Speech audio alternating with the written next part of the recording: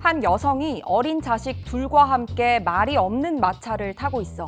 이걸 보고 사람들은 마녀가 나타났다고 하고 또 기름을 찾자 그걸로는 드레스 얼룩을 지우지 못한다며 면박을 줘. 하지만 이 말 없는 마차는 곧 연료를 채우고 멋있게 출발해. 세계 최초의 휘발유차 벤츠가 세상에 각인되던 순간이야. 탈 것으로서의 새로운 수단, 자동차를 세상에 처음 선보이고 이후엔 부와 성공의 상징으로 자리매김한 메르세데스 벤츠가 오늘 주인공이야.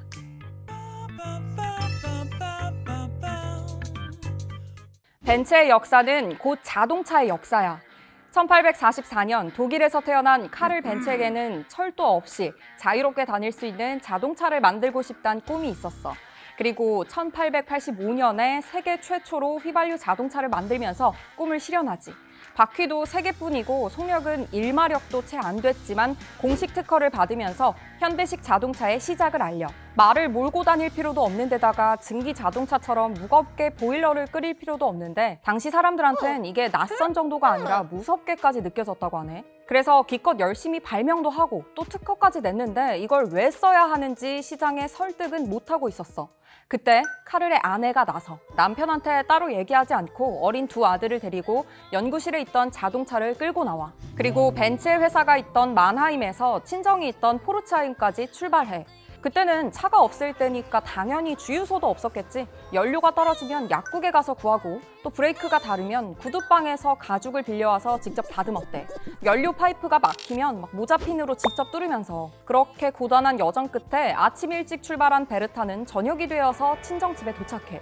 장장 12시간에 걸쳐서 100km가 넘는 거리를 이동하는 거야. 최초의 장거리 주행이었지. 왜 최고의 마케팅은 바이럴이잖아. 그 긴 여정을 직접 길에서 본 사람들이 많았겠지. 이동 수단으로서의 자동차가 널리 알려지기 시작해. 근데 이 비슷한 시기에 벤츠 말고도 내연기관 자동차에 몰두하던 사람들이 또 있었어. 가스 엔진 회사에서 일하던 고틀리프 다임러와 빌헬름 마이바흐야. 둘이 회사를 나와서는 함께 엔진을 만들기로 해. 이 둘은 이렇게 만든 엔진을 자전거에 붙였는데 이게 세계 최초의 모터사이클이야. 이 모터사이클이 성공하자 바퀴를 4개까지 늘리면서 자동차로 발전시켜. 벤츠가 유명세를 얻는 동안 한쪽에서는 다임러의 자동차 회사가 탄생하고 있었던 거야. 다임러 자동차 회사, 줄여서 DMG는 많은 차를 만들었는데 대표적인 게 메르세데스란 모델이야. 유럽에서 유명 사업가였던 예밀 엘리넥이 DMG에 와서 새로운 자동차를 만들어달라고 했는데 이렇게 만든 자동차에 자기 딸 이름 메르세데스를 붙인 거야. 이 고급 모델을 지향하는 DMG와 우아함을 뜻하는 이 메르세데스란 이름이 잘 맞아서 이 DMG의 차는 큰 인기를 얻게 돼. 벤츠의 자동차와 DMG의 자동차. 지금으로 치면 갤럭시하고 아이폰의 관계라고나 할까? 근데 이 라이벌이던 이 둘이 합칠 수밖에 없는 계기가 생겨. 바로 1차 세계대전이야. 전쟁 이후에 무기를 만들던 회사들이 자동차 시장에 뛰어들면서 경쟁이 막 치열해졌거든. 대량 생산을 시작한 미국 회사들까지 시장에 뛰어들면서 독일 고급차 회사들은 생존의 위기에 직면해. 대를 위해서 소를 희생했다고 해야 될까? 결국 DMG와 벤츠는 생산과 마케팅 영역에서 제한적으로 협력하기 시작해. 이후 1926년 두 회사는 합병했고 메르세데스 벤츠 브랜드로 차를 팔기 시작해. 두 회사가 손잡게 되면서 다임러가 상표로 등록했던 삼각형 세 꼭지별, 그리고 벤츠의 트레이드 마크였던 월계관, 또 여기에 메르세데스란 이름이 한 로고에 합쳐지면서 지금 우리가 아는 엠블럼이 만들어져. 단순하게 거대한 회사가 합쳐진 것뿐이라면 벤츠가 지금처럼 유명해지진 않았겠지. 암울하던 독일의 자동차 시장에서 살아남기 위해서 벤츠는 독자적인 기술력을 고유한 가치로 내세워. 그때 미국의 자동차 회사들은 대량 생산을 시작했다고 했잖아.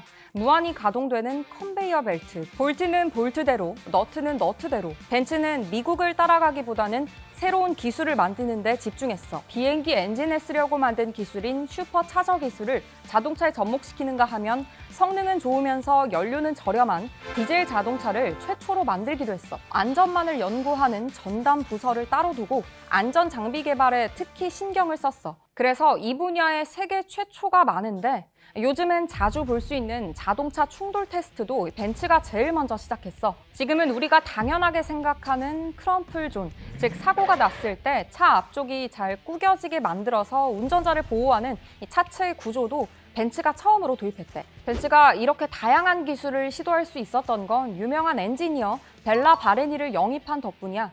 벨라 바레니는 자동차 관련된 분야에서만 특허를 2,500여 개를 갖고 있었다는데 발명 왕이라고 불리는 에디슨의 특허가 1,000개 정도인 걸 생각하면 자동차 분야에서 있어서만큼은 이 벨라 바레니가 특허 왕이라고 할 수 있겠지. 안전벨트와 에어백, 브레이크 잠김 방지 시스템 등 벤츠와 함께 다양한 기술을 개발했어. 벤츠는 라인업도 다양하지. 다들 벤츠 하면 어떤 모델이 떠올라? S클래스 같은 고급형 세단? 아니면 큼직한 SUV? 혹은 스포츠카를 닮은 쿠페? 고급스러움의 끝판왕 마이바흐? 벤츠는 서브 브랜드까지 세분화하면서 소비자 선택권을 넓혔어. 하지만 벤츠에는 부끄러운 과거가 있어. 2차 세계대전 당시 나치 정권 비호 아래 비약적으로 컸거든. 히틀러는 자동차를 매우 사랑했는데 그 중에서도 벤츠를 정말 좋아했다고 해. 히틀러는 행진할 때도 벤츠를 애용했고 전차나 트럭 등 엔진이 사용되는 물자는 모두 벤츠가 생산하게 했어. 물론 이 생산에는 강제 동원된 노동자들이 투입됐지. 전쟁 이후 벤츠가 수만 명을 강제 노역시켜서 부당하게 이득을 챙겼다는 지적들이 잇따라 나왔는데 처음에는 다른 선택권이 없었고 금전적 배상은 어렵다고 했다가 집단 소송과 불매운동이 이어지자 사과와 배상에 나섰어. 지금은 회사 박물관에 강제 동원을 확인하는 문서와 사고 일지를 전시하면서 부끄러운 과거를 인정하고 반성하고 있어. 최고가 아니면 만들지 않는다라는 이 벤츠에 의문을 품게 하는 논란도 종종 발생하고 있는데 최근 우리나라에서 1억 원이 넘는 벤츠차를 구매한 사람이 벤츠에서 썩은 차를 팔았다고 온라인 커뮤니티에 올린 게 대표적이야. 이 차를 구매한 지 2주도 안 돼서 문제가 속출했다고 하는데 트렁크 부분을 분해했더니 내부 곳곳이 부식돼 있었대. 이 차를 산 사람은 침수차가 아니냐며 벤츠 쪽에 교환을 요청했는데 벤츠 측에서는 교환이나 환불을 원하면 1,500만 원을 내라고 했다는 거야. 이게 논란이 되고 나서야 벤츠에서 교환을 해줬다고 하는데 또 작년에는 벤츠의 E클래스도 논란이 있었어. 운전 중에 계기판이 꺼지는 문제가 발생했던 건데 심지어 밤길을 달릴 때도 계기판이 꺼지는 일이 있어서 피해자들의 리콜 요청이 빗발쳤다고 해. 또 벤츠 하면 우리나라에서 유독 더 사랑받는 브랜드지? 지난해까지 수입차 시장에서 6년 연속 판매 1위를 기록했고 7천만 원이 넘는 E클래스부터 2억 원이 훌쩍 넘는 S클래스까지 두루두루 많은 사랑을 받고 있는데 심지어 S클래스는 전 세계에서 중국하고 미국에 이어 우리나라에서 3번째로 가장 많이 팔리고 있어. 하지만 벤츠는 현재 130여 년 만에 최대 위기에 봉착했어. 내연차 시대의 종말과 전기차로의 전환이라는 시대적 흐름 때문이야.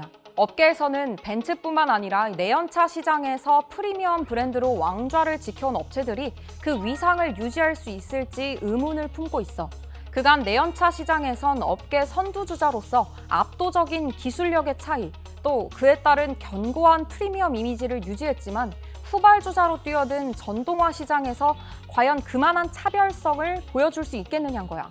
실제 그렇게 세계 최초 타이틀을 많이 거머쥐었던 벤츠가 전동화 시장에서 지금 별다른 성과를 보여주지 못하고 있지. 벤츠는 오는 2030년까지 모든 차종을 순수 전기차로 전환하겠다는 목표로 달리고 있어. 과연 이 시장 재편이 끝났을 때 벤츠는 여전히 지금의 벤츠 같을까? 오늘은 현대식 자동차의 시초이자 고급차의 대명사 벤츠에 대해 알아봤어. 마차의 시대를 종말시키고 자동차의 시대를 연 벤츠가 새로운 전기차 시대엔 어떻게 자리 잡을 수 있을지 지켜보자고. 오늘 준비한 얘긴 여기까지야. 또 궁금한 주제가 있다면 댓글로 남겨줘. 안녕.